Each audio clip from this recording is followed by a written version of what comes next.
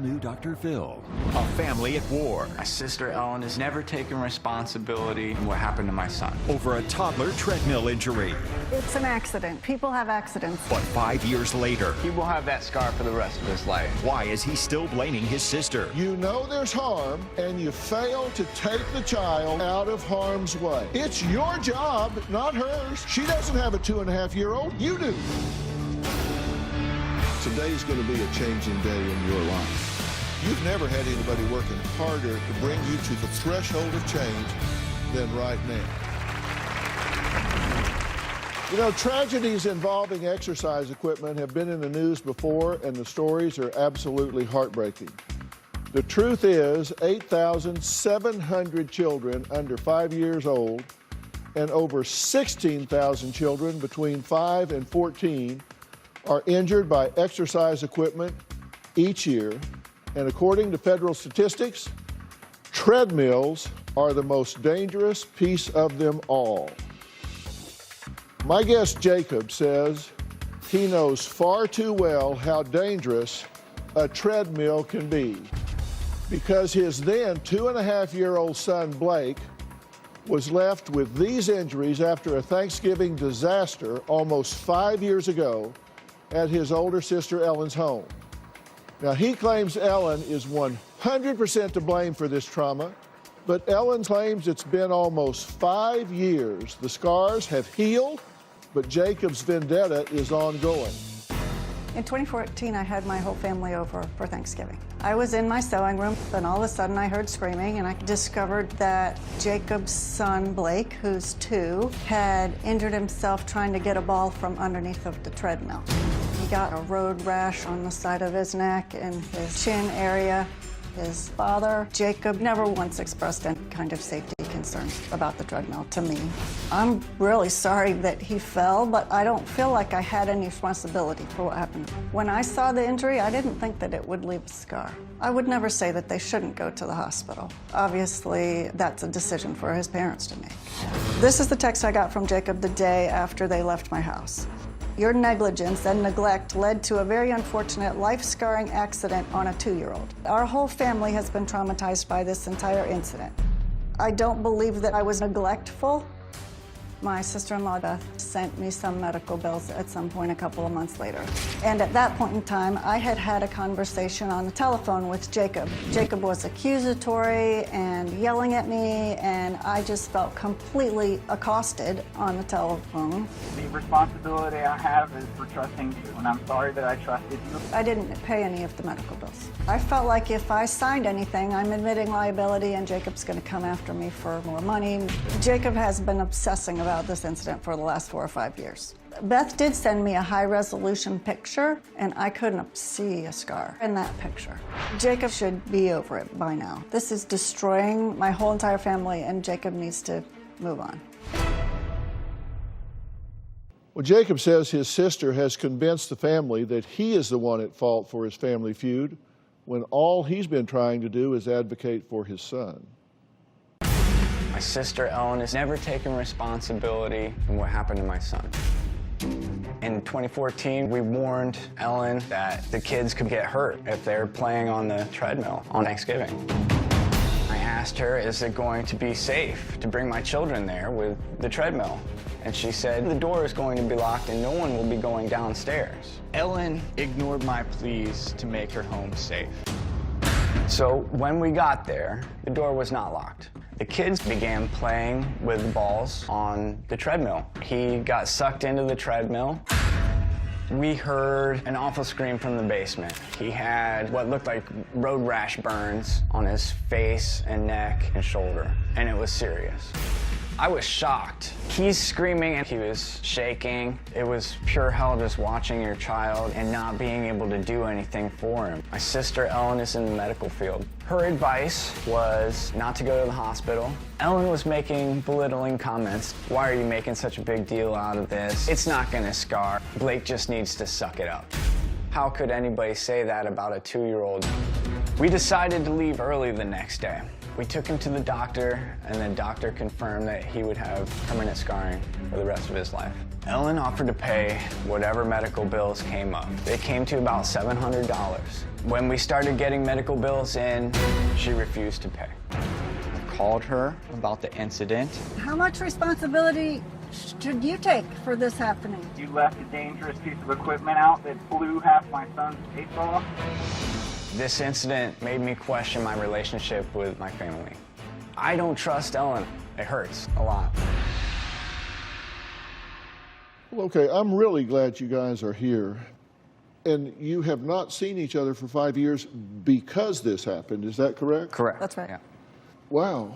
Let's see what we can agree on first before we talk about what we disagree about. What we agree on is that you were at your house for Thanksgiving. Right. And the children were playing. Yes. And this was an accident, correct? Yes. This was an accident. From talking to my wife and talking to the young lady who was involved, was that she started the treadmill and began playing a game, which is what happened the year before, which was why I asked you, please talk to You didn't say anything the to girl me involved about so a that treadmill she the year would before. not touch the treadmill again or turn it on. And then she said, yes, I talked to her. She will not be touching the treadmill at all. But she turned it on and she played the ball game. And my son was kind of lured onto it because he saw the balls, but he didn't know what was going on. So he went for him and his finger got sucked in. Well, clearly he didn't know the danger, and clearly he couldn't turn the treadmill on. He's Correct. 2.5. A 2.5-year-old can't turn the treadmill on, and he can't predict the danger. So Correct. he's out of this. Right. But why do you say Ellen is responsible? Because she was told that it was an unsafe environment and how to fix it. She did not. That's not true. Told by And you. By me and another person. She said she would keep the door locked and she would talk to her child and that she would never touch the treadmill without adult supervision ever again. Let's assume all that's true. Okay. Hypothetically, that was 5 years ago, and you said when you came out here that you acknowledge it was an accident. Yes. Why are you still upset about it? I don't think upset is the correct term because I love you and I really want this family to get back together, and we have such a great family and history, and I want it to be a rational decision. This is a totally rational decision. Something happened, and then other things happened afterwards that even made it worse. And I cannot trust to bring my family around you because of the experiences that I had, and that you won't take responsibility for those actions so that they can never happen again. And that's what I want. Well, what was it she failed to do that she should have done, or did do that she shouldn't have done, that caused you to feel like you're unsafe in her presence? There was the initial accident that happened, Right. But after the accident, my wife was confronted in a room. And this is while we are dealing with Blake's worst time of his life. Our whole family is going through trauma. And you and a couple of other family members confront her without me and tell her maybe she shouldn't come next year to Thanksgiving. And maybe, you guys always get hurt. So, you shouldn't come next year. And then Beth came to me to tell me that. And I was in shock. We've heard from Jacob, and we're going to take a break. When we come back, I want to hear Ellen's side of this. And we're also going to add Jacob's wife, Beth. She says that when Blake got hurt, it was one of the worst days of her life, and she can't believe that no one from the family reached out afterwards. So we're going to hear from Ellen, add Beth. We'll be right back.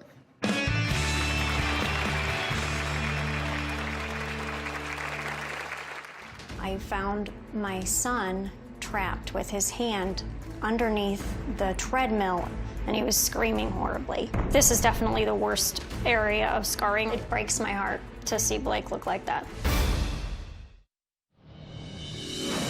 It's been about 4.5 years since all of this happened. I feel like Jacob's obsessed with this incident. I feel totally betrayed. You invited small children over to your death trap. Jacob is a little crazy and has let this consume his life. Blake's injury is fully healed, and he doesn't have any scarring that I can see. Jacob has told me that my mother is abusive to the family and to him. Jacob has asked people in the family to take sides. He told everyone that if they support my mom, they're stabbing him in the back, and that they can't be part of his family anymore. Well, that was Ellen's 19-year-old daughter, Lauren, who actually wrote in about this family feud. She's away at West Point, but wanted me to know how bothered she is by Jacob's obsession, her word. Now, Jacob's wife, Beth, was actually there when the treadmill accident happened, causing friction burns on her son's face and shoulder. Now, this is her side of the story. The day my son was injured on that treadmill was one of the worst days of my life. I found my son trapped with his hand underneath the treadmill, and it was continuing to run on his face and neck and shoulder, and he was screaming horribly. And so I grabbed him and ran upstairs. This is definitely the worst area of scarring. It breaks my heart to see Blake look like that. The entire family was trying to downplay the injury. We wanted to get Blake to a doctor where our insurance would be covered. Ellen then said to me, maybe you guys shouldn't come back here because you're always getting hurt. It made me feel like I wasn't part of the family. Blake was in a lot of pain, and the scar continued to have rashes and itchiness for years. Blake is permanently scarred because of this burn. Jacob's family turned their backs on us. Not a single person has called and asked how Blake was doing. Jacob isn't obsessed. He's just very sad about what has happened to Blake and the tearing apart of our family. Okay, Beth, thank you for joining us here. You want to see this resolved, right? 100%. Did Jacob warn you about this in 2013? There was never a conversation about the treadmill with me in 2013. I don't recall anything about that. And I couldn't promise to lock it up because my basement doesn't actually have a lock on the door. What do you do for a living? I'm currently a nurse practitioner. Okay, so you're a nurse practitioner. So you... Yeah, at the time I was a nurse. Yeah, and you looked at those and made an informed decision about what to do. Yeah, I guess I feel like I came upstairs, I was very upset about it, and I feel like I made the wrong informed decision. And what is it you do for a living? I'm a physician. I'm a gynecologist. So you're a nurse and you're a physician. And the collective decision was to clean it and make sure it was properly cleaned, but not to go to the ER. And if you'd gone to the ER, he would have been seen by a nurse and a physician. Yes. Yes. But probably not a gynecologist. Right? Probably not. Do you think he's taking this to an extreme? Oh my goodness. It's an accident. People have accidents, especially kids have accidents. And it has been blown so far out of proportion.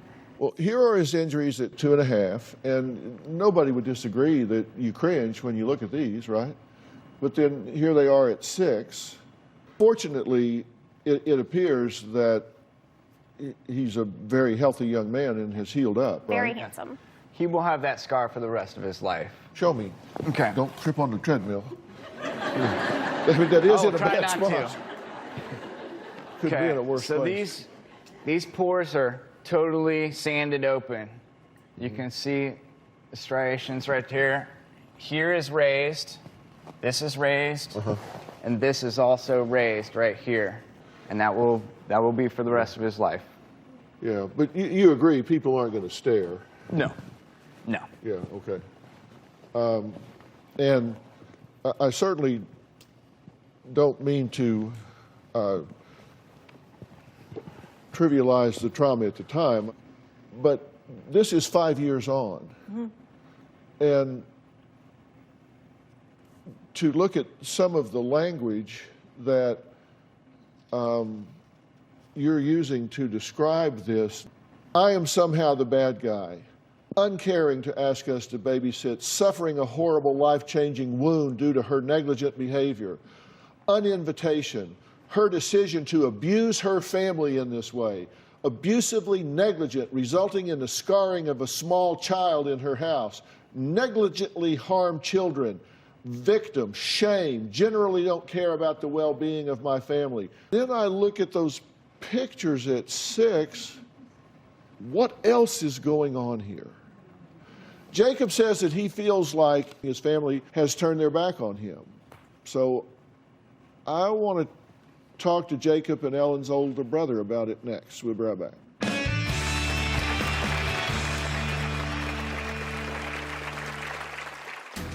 Blake was injured, but children get injured. That's just the way it is. It's road rash. The only thing that might possibly could scar would be down here on his shoulder, but Jacob does see a scar there, you know, and I don't.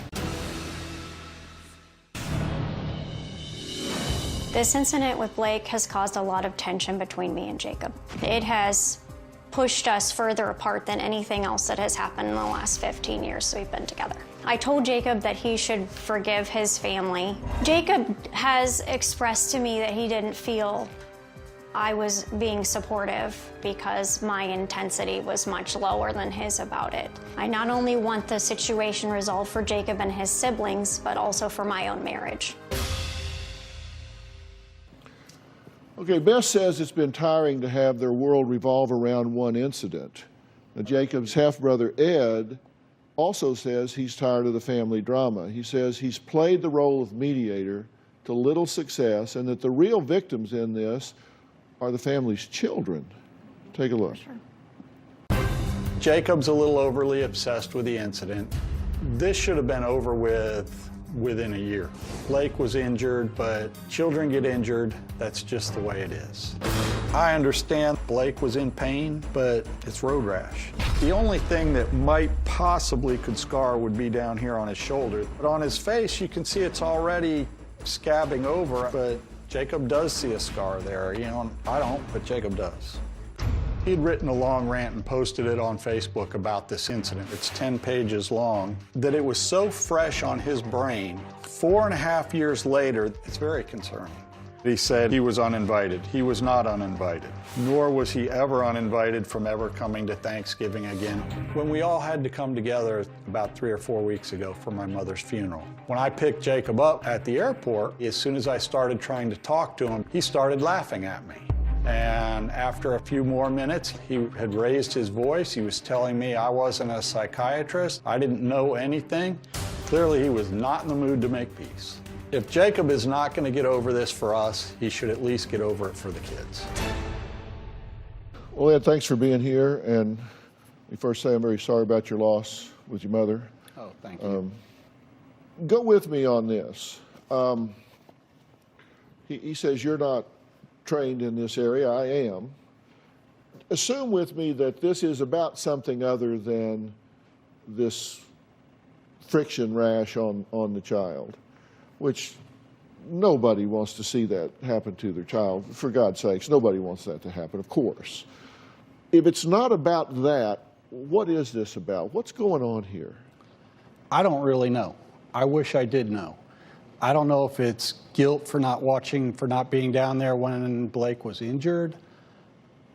I don't know if it's something from upbringing. I don't know. If it's not about that, if it's not about the accident,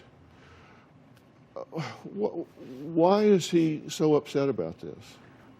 I think that maybe I go with Ed. I feel like there must be some guilt because he wasn't there watching his child when it happened, and he couldn't prevent it from happening. So I think there must be some guilt.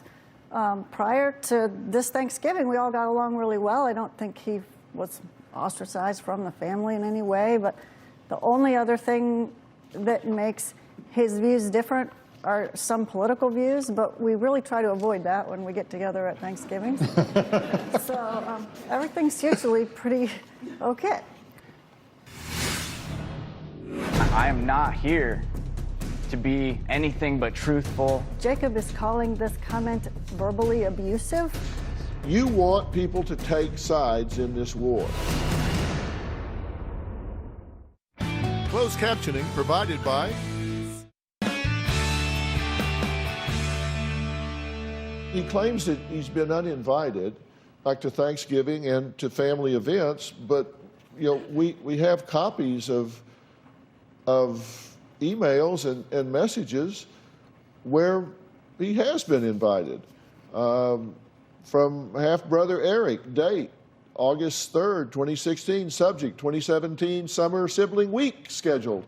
Our family gathering is scheduled. Cottages are reserved for the week of June 3rd to June 10th. So you were invited. Again, from half-brother Eric, date July 25th, 2017, subject 2018 summer vacation week. We have made reservations for the week of June 17 to June 24th, 2018. So, I mean, you are getting invited. You're not getting left out. You want people to take sides in this war. He might have said that, but I've been kind of in the middle, and he's never asked me to take sides on either side. It's not out of spite. It's not out of anger. It's not because, I feel bad about my own actions and I need to take it out on you guys. It is purely reasoned. I need to be able to trust that this kind of accident will never happen. And to do that, I need to have responsibility, not blame, responsibility. And I think this is where the wording of our discussions have been triggered by the words. We don't want blame. We only want responsibility so that I can trust that not only this will not only happen again, but that the harassment of my wife and my family Can I discuss being that? uninvited from Thanksgiving never happens again. And you are correct about the summer vacation. We were invited, and I took that off of my post because that was incorrect. And I am not here to be anything but truthful and open and loving and caring. And I really think that's how we're going to get through this. The conversation that happened on the day after Blake's accident, my sister-in-law, Eric's wife, Debbie, and Beth, and I, and several of the children are sitting around in my sunroom just talking as girls do at Thanksgiving when there's time to spare. We're talking about all kinds of things. And then, so I made a comment that Jacob had this argument with Kenny the year before and this year, so do you really want to think about whether you want to come? It was kind of an offhand comment that had no ill intent. There was no uninviting from Thanksgiving or anything like that. It was just conversation, and it was taken totally out of context. So that Jacob is calling this comment verbally abusive, I don't feel like I was verbally abusive to you. I had announced that we were leaving. That was like actually 2 days later, and I was like, we're going to leave. And I felt like everybody was kind of shocked that we were leaving early. And I remember just maybe you guys shouldn't come back next year because I feel like, I don't know the exact wording, but it's something like we were getting hurt. I'm not sure even that I was there at that conversation, because the first I learned that you were leaving was when Jacob came into the sunroom, or came into my sewing room where I was by myself. And he said, I'm so sorry, sis, we're leaving. This was in the morning time. And we just haven't slept in a couple of nights, and we just want to get home. It was a very pleasant conversation, and I apologized, and he apologized, and we gave a hug, and he left. And then 24 hours later, I get that text. I'm going to tell you what I think is being way misconstrued here when we come back.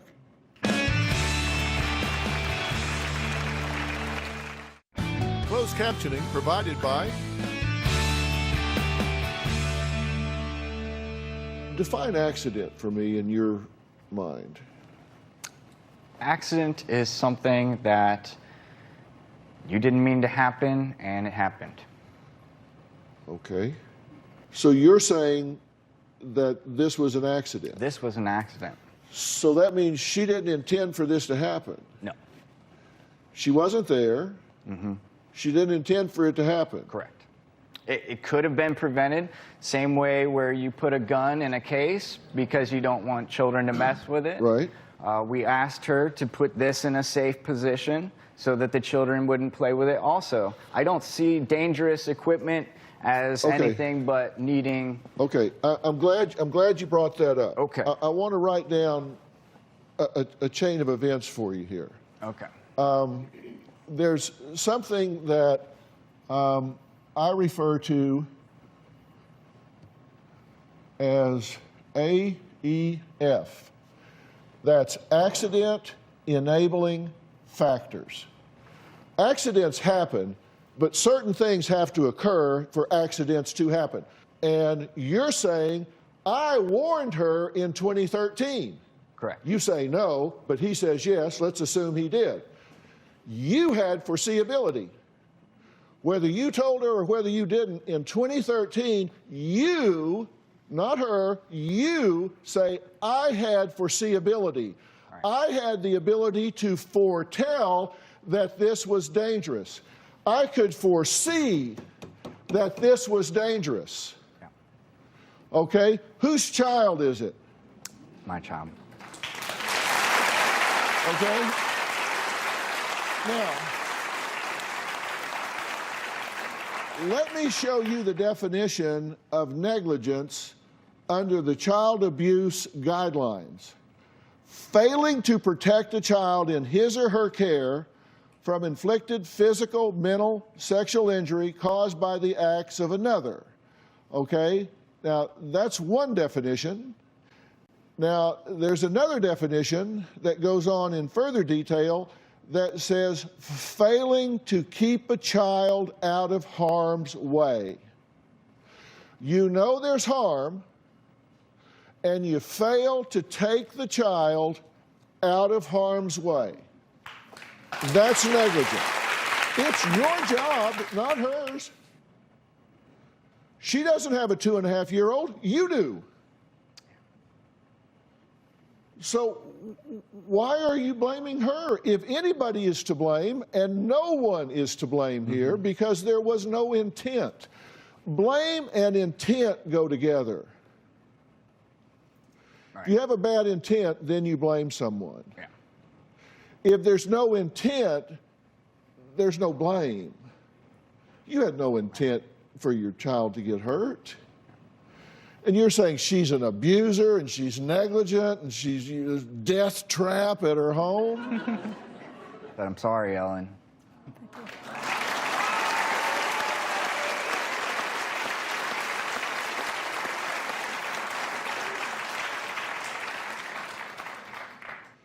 We'll be right back.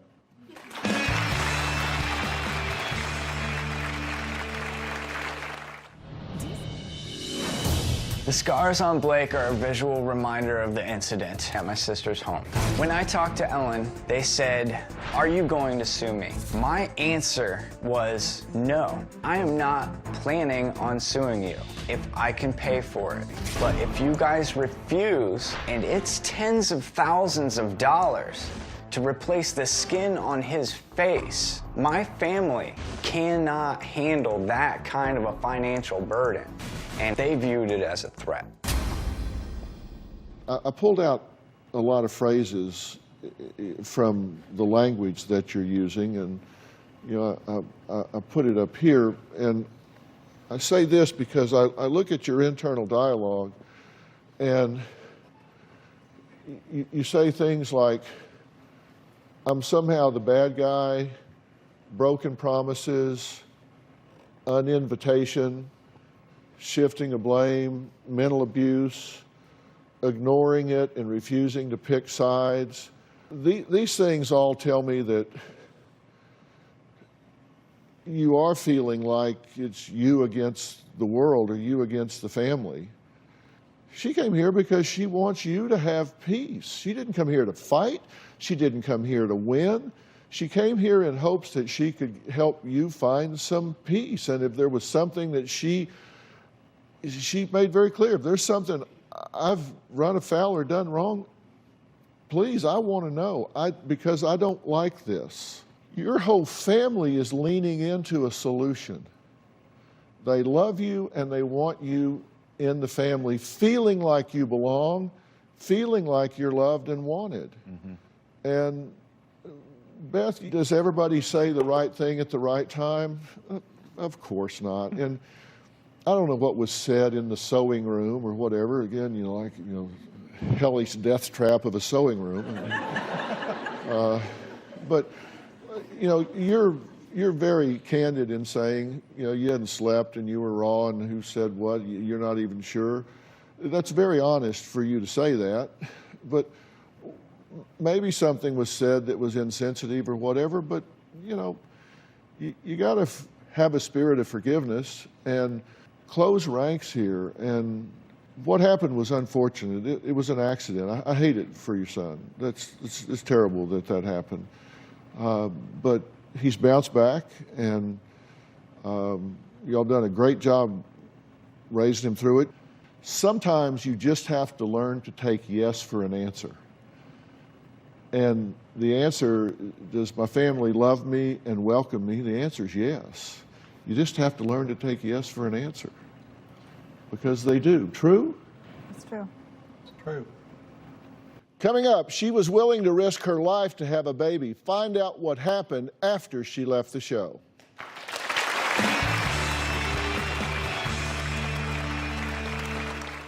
Well, a year and a half ago, we met an incredible young woman, Stephanie, and her husband, Andreas. Now, for years, Stephanie has had chronic rheumatoid arthritis, a chronic autoimmune and inflammatory disease. Now, she told me and Pfizer's chief patient officer, Dr. Frida Lewis Hall, that she wanted to have a baby, even if it meant losing her life. Take a look. I've been living with rheumatoid arthritis for almost my entire life. I've been married to my husband, Andres, for 6 years. I would be willing to risk my life to have a child. Dr. Frida, Stephanie's concern about having a baby must be relatively common. Absolutely common, and many women are able to have successful pregnancies. What's a good plan for women like Stephanie who want to start a family? The first priority is to get rheumatoid arthritis symptoms under control, and then have the understanding of what would be safe for you as the mother and what would be safe for the baby in utero. We just want to start a family, and that's difficult. Well, Stephanie left here really more determined than ever to become a mother, and I'm happy to announce that Stephanie and Andreas are the proud parents of a baby boy, Santiago, now 5 months old. Take a look. I love being a mom. It's the greatest happiness I could have ever imagined. But being a mom with RA, it just takes it to a whole new level. It breaks my heart when I can't do the things that he would want me to. One morning, he needed a bottle and my hand was stiff and I couldn't unscrew the bottle. It makes me sad. I wish she didn't have these pains and she could experience being a mom like other moms. Sometimes I'm in excruciating pain, but he needs me. I'm determined to be the mom that Santiago needs. Every time I look at Santiago, he's worth all the health risks I took. Well, joining me are Stephanie, Andreas, and my good friend, Pfizer's Chief Patient Officer, Dr. Frida Lewis Hall. So welcome back, you guys. First, of course, let me congratulate you both on your baby boy. Stephanie, because of your rheumatoid arthritis, or RA, you knew getting pregnant would be risky, right? So did you follow Dr. Frida's advice? I absolutely did follow Dr. Frida's advice. She told me to plan and coordinate with all my doctors. I had an entire medical team working together throughout my entire pregnancy. Right. And then once I became pregnant, Dr. Frida said that I could go into remission, and I was very lucky. I did. And towards the end of my pregnancy, the last month, my RA symptoms did start to come back. Mm-hmm. So Andreas, how's fatherhood treating you? Fatherhood's been absolutely amazing. I know that even if she's having a flare-up or having difficulty with her RA symptoms, I can count on her to ask me for help. So Dr. Frieda, now that they are parents, and there are other steps that Stephanie should be taking, correct? Absolutely. So I just have to say congratulations, too. Like Stephanie, some women may have RA symptom flare-ups in the months following delivery, which of course makes taking care of a newborn even more difficult. So one of the first things to do then is to discuss medications with your doctor, particularly if you're planning to breastfeed. Yeah. Now, she mentioned that sometimes she's having problems even holding her baby. Is that common for parents with RA? It is. Unfortunately, having RA, as Stephanie describes, makes even seemingly simple, straightforward childcare tasks very difficult. Picking him up, putting his clothes on. So look for things that are helpful in relieving or reducing the stress on your affected joints. That can be a support pillow or choosing simple clothes for him. And also consider talking to an occupational therapist for more tips and tools. Yeah, now most new parents have little time for themselves and get little sleep. Is this a particular concern for people with RA? It is. I really want to underscore this. So for parents who are dealing with rheumatoid arthritis, it is especially important to lean on your support network. Ask for help, take your breaks, and importantly, get enough sleep. And it's also important to remember that people with chronic illnesses like RA may have an increased risk for depression. So taking time for both your physical health and your mental health is especially important. Yeah. And parenting and managing any health condition could really strain a marriage. So it's really imperative that parents communicate with each other. You know, I agree. It's a strain having a newborn for sure. But getting on the same page and making sure that you're clear about what each other needs is really a good step in helping to ease some of that potential strain. Would you like to have more children? Yes, and I'll coordinate with my medical team when I'm ready. You know, that's so great to hear. Look, if you or someone that you know has rheumatoid arthritis and is considering starting a family, you're going to find a wealth of information on gethealthystayhealthy.com. I really love this website, so I highly recommend it. And of course, while you're there, you can sign up for the monthly newsletter, and you can kind of see the first time that we met Stephanie and Andres. So thank you guys really for coming back and letting us know what was going on. That's so great. I want to thank all of my guests today. Thanks to Dr. Frieda Lewis Hall. And if you're in the Los Angeles area, we would love to have you join us here in the audience. The tickets are free. Just go to drphil.com, click on tickets, and also be sure to follow me on Instagram, Twitter. Check us out on Facebook, and be sure to subscribe to my podcast, Fill in the Blanks. Just like our audience tickets, it's free. We'll see you next time. Thanks so much.